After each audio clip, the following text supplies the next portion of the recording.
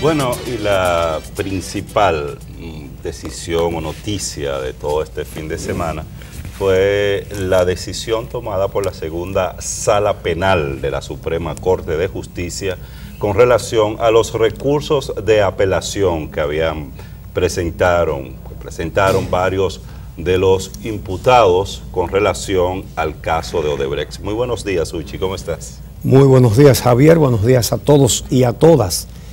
En este caso, ahí se vio la importancia de que haya jueces serios, porque la presidenta de la Corte de Apelación, de la Sala de Apelación de la Suprema Corte de Justicia, la magistrada Miriam Germán Brito, desnudó la maniobra, la desnudó.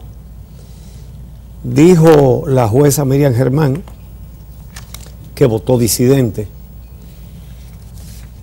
que la Procuraduría no ha hecho investigación, que lo que hizo fue que lo que mandaron las autoridades de Brasil con autorización de la Odebrecht, simplemente pusieron unas declaraciones de gente de la Odebrecht diciendo: yo creo que fulano, que me parece que mengano, y no hizo ninguna investigación con esas informaciones. Y lo prueba de inmediato, bueno, porque entonces dice ahí que la Procuraduría no establece ningún tipo de transacción económica, no le dio seguimiento al dinero.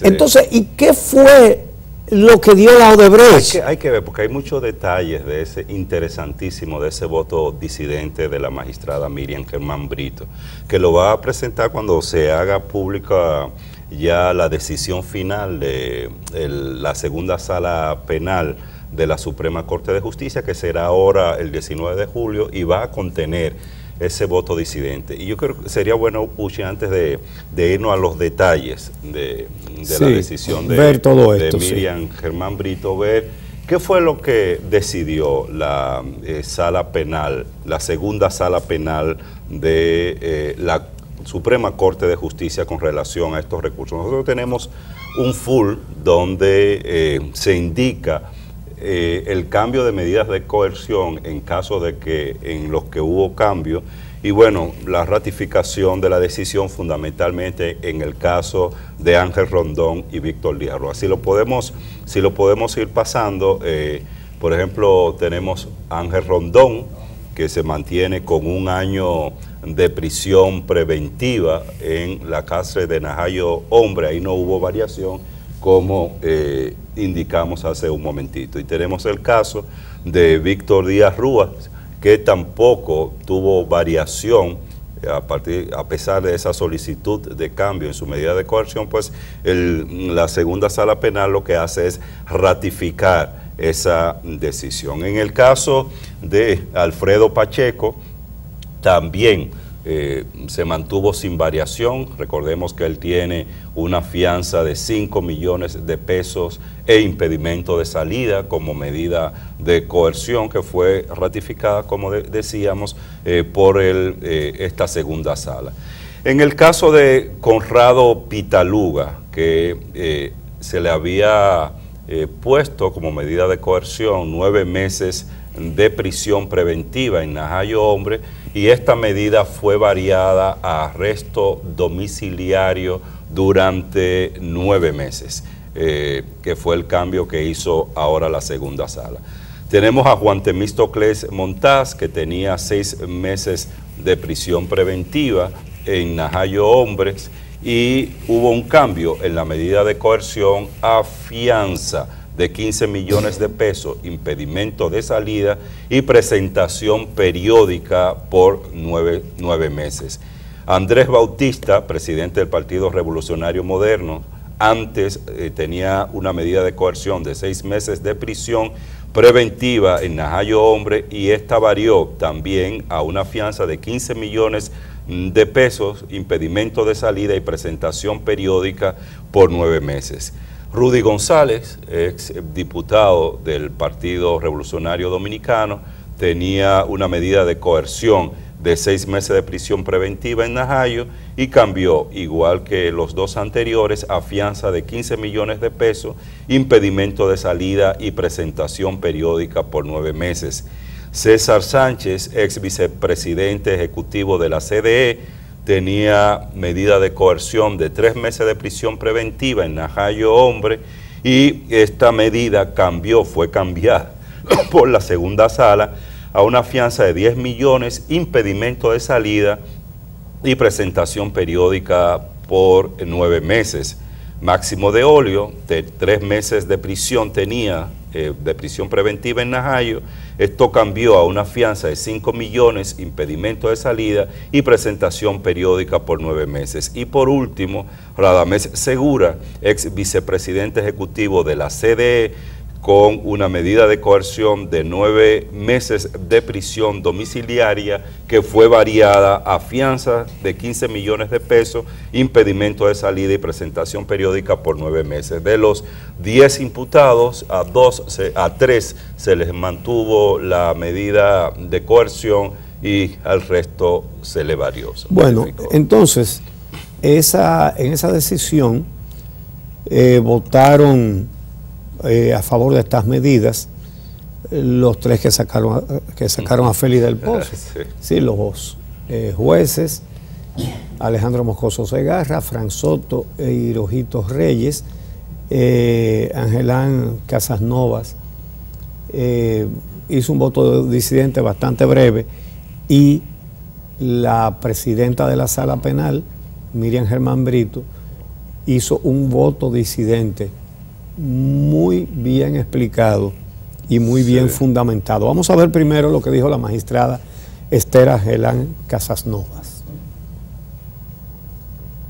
Estoy de acuerdo en alguna parte de la decisión, y voy a especificar que entendí que debió confirmarse la sentencia en respecto a casi todos los diputados, con excepción del diputado César Sánchez, que por razones de salud entendimos que debe variarse la medida por la medida que uní al nombre de la mayoría, y en relación también al diputado Máximo de Olio, que entendí que no había, en cuanto a la vinculación con los hechos, suficientes elementos, y entendí que debió imponerse la medida que me uní también al voto de la mayoría.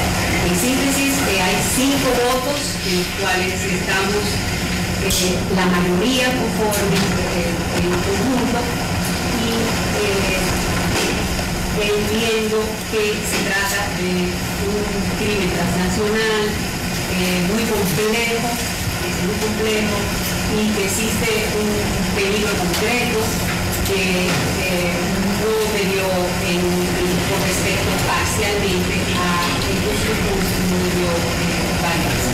Pero sí, con muchísimo respeto del voto de mis compañeros, que tenían argumentos muy válidos para la decisión que tomó.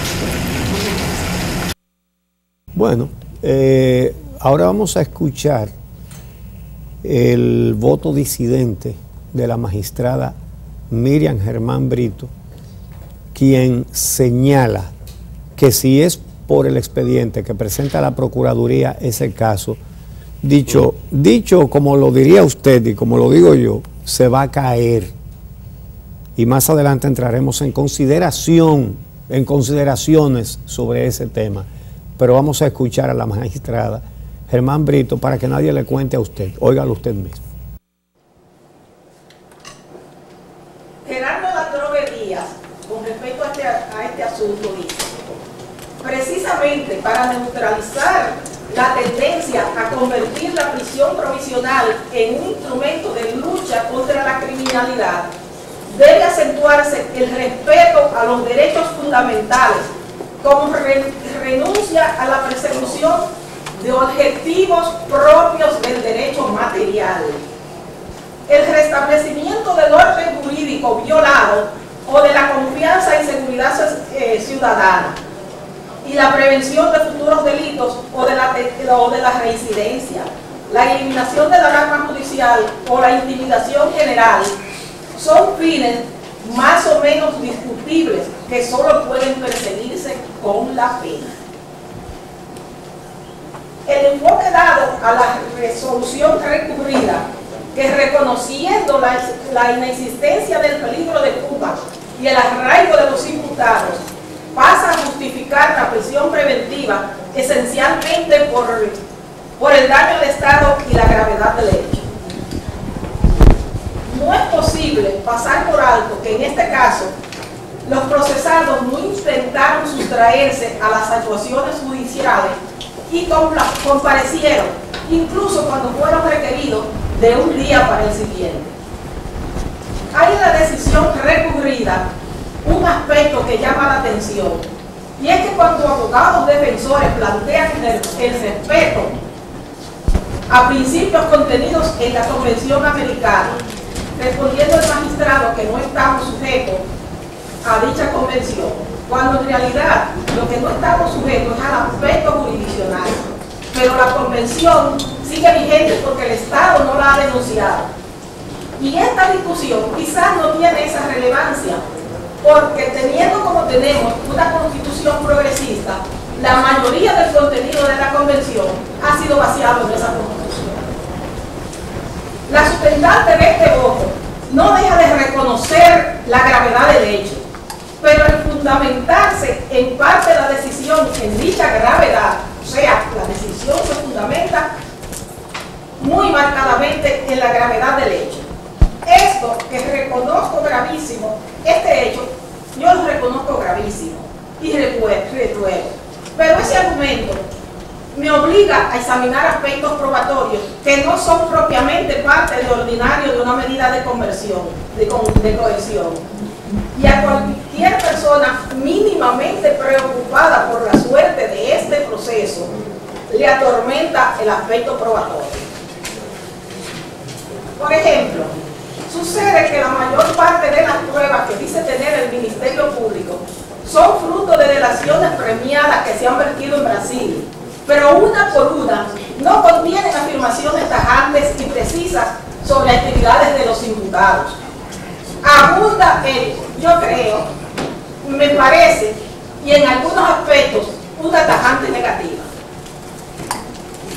Se señala la actuación de un supuesto intermediario en este caso, persona esta que está procesada. Pero aparte de la justificación que da este procesado con respecto al concepto de los valores recibidos, no apreciamos que existen transferencias de dicho señor hacia otros procesados. Necesario aclarar que este argumento no significa que pongamos en duda la inocencia de ese procesado, porque después de todo no hay una sentencia condenatoria y la ley me obliga a mí a presumirlo inocente y a tratarlo como tal. Incluye en esa solicitud de medida de coerción personas que salieron de la función pública hace 13 años, otros que no lo estaban al momento de los hechos.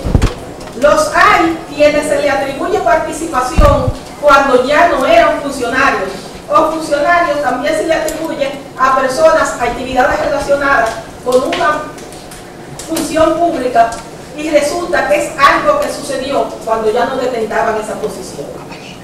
Otro aspecto que quizás no tenga esa relevancia y digo que no tenga esa relevancia porque además del soborno hay una acusación de lavado de activos, pero el aspecto es referente a la ley 488-6. Y en cuanto al soborno, es una norma que no resulta aplicable a los hechos ocurridos antes de todo.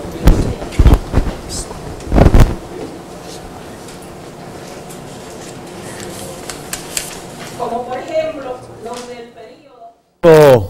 Es parte, estaba bastante largo. Sí. En resumen, la magistrada dijo que la Procuraduría ha presentado un expediente débil, que no tiene muchas probabilidades de terminar en condena.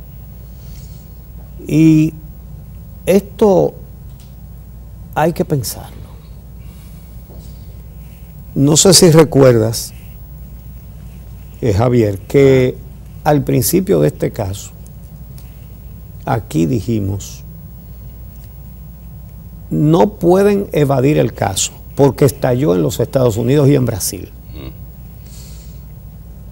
Ahora bien, la mejor manera de garantizar la impunidad sería hacer un expediente cojo, que se caiga solo. Incluso eso se le puede avisar hasta los mismos imputados. Mira, tú vas a tener que estar ahí 2 o 3 días, pero tú vas a coger el expediente por aquí y por allí. Uno especulando, ¿verdad? Pero lo que no es especulación es lo que dice la magistrada Germán Brito, en el sentido de que el expediente no tiene sustento. Y uno se pregunta, pero ¿cómo es esto? Porque el escándalo estalla en diciembre. Los arrestos se hacen en junio, ¿verdad? 6 meses. ¿Para qué? ¿Qué fue lo que hicieron en esos 6 meses? ¿Qué investigaron?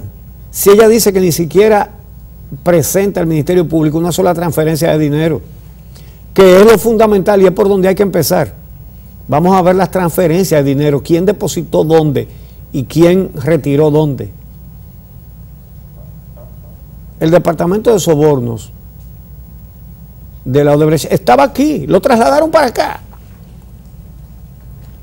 Y la Procuraduría no puede decir nada sobre esto, pero además, ahora el procurador sale diciendo que él espera que la variación de medida de coerción para los que salen de la cárcel no le afecta. No afecte la investigación. Uno lo tuvo 6 meses en la calle, sin molestarlos, sin allanarlos, sin siquiera hacer un allanamiento. Es decir, que van a diluir pruebas y recursos y dinero. Oh, pero le dio 6 meses de ventaja. Señores, esa gente cogió una gabela de 6 meses. De 6 meses. ¿Y de qué es que está hablando? De que ojalá que no sirva esto para que disipen pruebas y no, hombre, no, y documentos. Bueno, una de las partes de su voto disidente, la magistrada Germán Brito señala, y lo digo textualmente, en la etapa actual del proceso, dice la magistrada Germán Brito, y con lo aportado para las medidas de coerción se aprecia una dificultad probatoria que, de no ser subsanada por el Ministerio Público en el curso de la investigación, y esperamos que así sea, dice la magistrada, no augura un futuro esperanzador por el momento, por lo menos del juicio a fondo, donde las pruebas deben de estar, no dejen lugar a dudas, y que no dejen lugar a dudas razonables sobre la investigación y sobre el proceso que se ha llevado a cabo.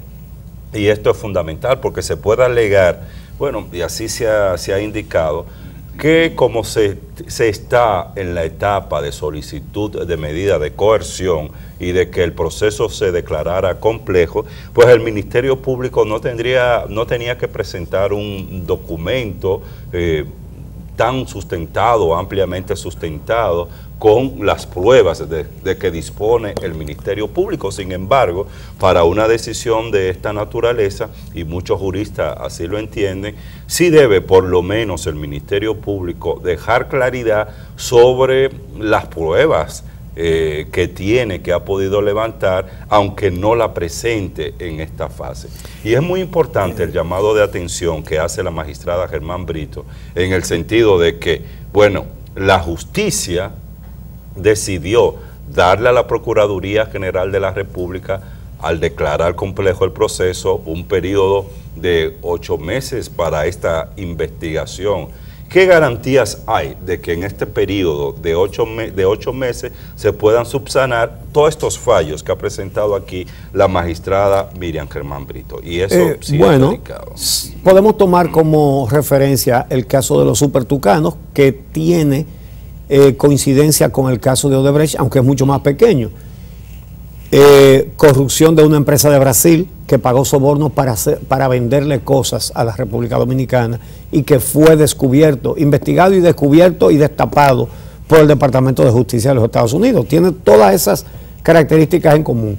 ¿Qué pasó con ese caso? ¿Cuántos años es que hace de que se compraron los tucanos? 2009. ¿Y cuánto tiempo hace que estalló el escándalo? Años. Sí, años, 6, 7 años. Entonces, la Procuraduría investigó, sometió, señores, a 4 chivitos, porque ahí hasta el general es un chivito. Y no se investigó a los principales, que fueron los que vendieron su voto y los que consiguieron los votos de los demás legisladores para aprobar esa compra de esos aviones, fraudulenta, corrupta. Y entonces, ¿qué pasó? ¿Qué tiempo tenía la Procuraduría para investigar? Bueno, pues miren, el tiempo pasó y se le acabó a la Procuraduría, y hace poco la justicia le dio 2 meses más a la Procuraduría para que complete la investigación. ¿Y qué hicieron? Llamaron a interrogar a los mismos que habían interrogado, no hay uno más.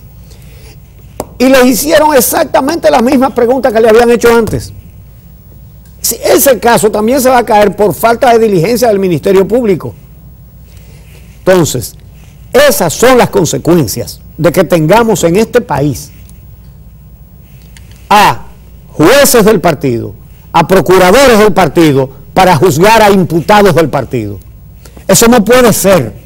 Eso no puede ser jamás. Eso no se puede repetir más en la patria de Duarte. Eso no puede ser. La justicia tiene que ser independiente. El Ministerio Público tiene que ser independiente. Aquí lo que deberían estar haciendo los diferentes partidos es presentando un proyecto de constitución, porque todo eso hay que barrerlo. Todo eso. Todo lo que estructuraron intencionalmente para blindar la corrupción, para blindar el crimen perfecto. El crimen perfecto ha sido descubierto aquí. Usted primero pone los jueces, pone los fiscales y después delinque. A sus anchas y con toda la tranquilidad. Eso es lo que está pasando aquí, señores, en nuestro país, en nuestra patria. Eso es lo que está pasando. El presidente de la Suprema y los 3 jueces que le dieron el no al lugar a Félix Bautista y la prohibición de investigar a Víctor Díaz Rúa, y que ahora están en este caso, miembros del partido, miembros del Comité Central, por lo menos 2 de ellos, ¿verdad? Sí. Entonces, y el presidente también del mismo partido. De la Suprema Corte de Justicia. Sí. Entonces, el procurador también del Comité Central. Oh, pero venga acá. Y el imputado también, o del Comité Central o del Comité Político. Varios. Lo que pasa aquí es que si eso lo investigan hasta el final, se desarticula el partido. Eso es todo lo que pasa, y por eso ustedes ven que la juez dice, con ese expediente no lo van a condenar. Aquí no se ha hecho una investigación. Eso es lo que está pasando en nuestra patria.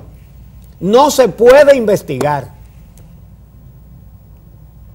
porque los procuradores del partido y los jueces del partido no van a dejar que salgan todos los implicados del partido.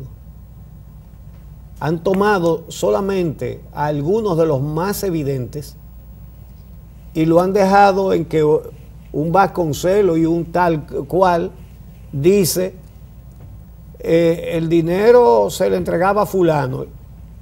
Óigame, eso es una información que usted la puede usar para entonces investigar cómo salió el dinero de aquí, cómo llegó allí. Pero hasta ahora el dinero nada más salió y no ha llegado a ningún sitio, de acuerdo con las investigaciones del Ministerio Público. Así es. Y ustedes recuerdan de que caiga quien caiga. Toda esa cosa vacía. Otro tema que lo señala la magistrada Miriam Germán y que lo han aprovechado varios de los imputados en la defensa de sus abogados, es los videos que hizo la Procuraduría de los arrestos. Esto es burdo. Lo primero es que se quería el espectáculo porque quizás pensaron que el pueblo lo que quería era ver preso y que con eso iban a quedar satisfechos. Míralo ahí, se lo llevan preso. Los videos. Hay que tener los videos. Algo sin precedentes, eso no se había hecho nunca. De que el Ministerio Público, y distribuir los videos, porque los distribuyó en medios de comunicación. Oye, y se lo señala la jueza Germán Brito, y ahora la Procuraduría dice que no, que ellos no han repartido ninguno video. Oye, ¿de dónde fue que lo sacaron todos los medios de comunicación? Varios de los cuales publicaron que fue la Procuraduría que se lo suministró. Búsquenlo en los periódicos, búsquenlo en Google. Todo esto lo que indica es que hay que darle mucho seguimiento a lo que va a pasar en la justicia con relación a este caso de Odebrecht, a la investigación que se lleva a cabo, que recién inicia. Además, en la fase judicial, el proceso está comenzando porque estamos hablando solo del tema de solicitud de medida de coerción y de declaración de complejidad de este proceso que tiene que ver con la investigación que va a llevar el Ministerio Público. Luego de concluidos los 8 meses viene una segunda fase, que es la fase de instrucción para determinar, porque no se ha determinado todavía, para determinar si esto se va a juicio de fondo o no. Y ahí ya la Suprema Corte de Justicia tendrá que designar a un juez que se encargará de la instrucción de este caso y de tomar esas decisiones. Pero si, tal y como alerta la magistrada Germán Brito, no hay una investigación que esté sustentada no en teorías, sino en pruebas que le den consistencia al documento, pues esto ni siquiera a juicio de fondo llegaría a un caso de esta naturaleza. Va a llegar aunque no tenga sustento, porque no van a dejar de hacerlo. Ahora, los resultados no lucen muy probables. Entonces, resultado en el sentido de que se establezcan responsabilidades de un caso que ya ha sido comprobado, que es el caso de los sobornos. Entonces, tomar y repartir esos videos, uno se pregunta, ¿obedeció nada más y simplemente a la estrategia comunicacional de que la gente viera que había preso y que se conformara con eso? O también, y quizás las dos cosas al mismo tiempo, para crear una irregularidad aprovechable para los imputados. Entonces, es que todo esto es horrible. Una vez más, debo decir aquí que cuando se nombró a esos jueces aquí en el programa El Día, nosotros dijimos: ¡qué barbaridad, políticos! Es en el 2011 cuando se integró la Suprema Corte. Aquí, y no fue una vez que lo dijimos, ¿no? Lo dijimos muchas veces aquí. Pero ¿cómo es esto? Políticos en la Cámara de Cuentas, políticos en la Suprema Corte de Justicia, políticos en el Tribunal Superior Electoral, políticos en la Junta Central Electoral, políticos en el Tribunal Constitucional, que hasta pusimos video. Recuerda, pusimos un video, yo creo que tú no estabas acá, no. Donde en el pacto de la corbata azul, Milton Ray Guevara se le acerca a Miguel Vargas, le dice algo al oído y se retira. Miguel Vargas se ríe, entonces le dice algo a Leonel y Leonel también se sonríe. Y después presidente del Tribunal Constitucional. Entonces, Pero hay que decirlo también, la sociedad cayó. La sociedad guardó silencio. Aquí lo dijimos 60 veces, pero la sociedad guardó silencio, la sociedad dominicana, frente a eso. Y tanto que lo dijimos, señores, políticos, pero esto es una barbaridad.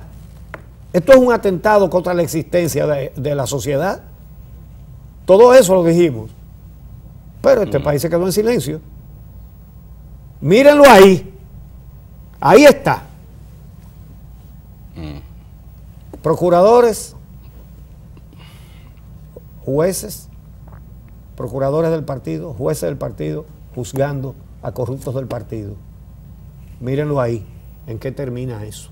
En lo que terminó el expediente de Félix Bautista, en lo que terminó la investigación a Víctor Díaz Rúa, en lo que terminó el caso de los Tucanos, que se supone que no ha terminado, pero señores, a ese no lo investigaron como había que hacerlo. La investigación, porque hay implicación de dirigentes. Pero eso es un caso chiquitico, adelante de La investigación está abierta. Tenían 8 meses, creo que le extendieron 2 meses más.